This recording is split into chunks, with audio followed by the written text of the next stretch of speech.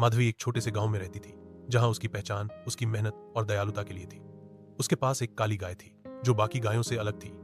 उसका नाम माधवी ने काली रखा था। काली साधारण गाय नहीं थी, बल्कि जादुई थी। वह न केवल ज्यादा दूध देती थी, बल्कि उसका दूध पीने से बीमारियां दूर हो जाती थीं और ताकत बढ़ जाती थी। गांव के लोग दूर दूर से उसका दूध लेने आते थे। एक दिन गांव में भयंकर सूखा पड़ा। खेत सूख गए, तालाब खाली हो गए और लोगों के पास खाने के लिए अनाज भी कम पड़ने लगा। लेकिन काली के दूध में कभी कमी नहीं आई। माधवी रोज सुबह और शाम गांव के लोगों को मुफ्त में दूध बांटती थी, ताकि बच्चे और बूढ़े स्वस्थ रह सके। उसकी इस उदारता से सब उसे आशीर्वाद देते थे। लेकिन गांव में एक लालची बनिया था, जो सोचता था कि अगर काली उसके पास आ जाए तो वह दूध बेचकर खूब पैसा कमा लेगा। उसने कई बार माधवी से काली को खरीदने की कोशिश की, लेकिन माधवी ने साफ मना कर दिया। एक रात वह चुपके से माधवी के घर आया और काली को चुराने की कोशिश की। जैसे ही उसने काली की रस्सी खोली, काली की आंखों में अजीब सी चमक आ गई। उसने जोर से हूंस की आवाज निकाली और बनिया डर के मारे कांप गया।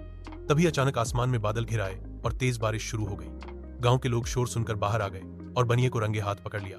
वह शर्मिंदा होकर माफी मांगने लगा। माधवी ने कहा, काली का दूध सबके लिए है, लेकिन लालच से उसका आशीर्वाद कभी नहीं मिलेगा।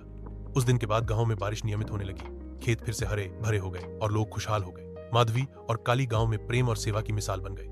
काली के जादू ने सबको यह सिखा दिया कि सच्ची दौलत बांटने में है, लालच में नहीं।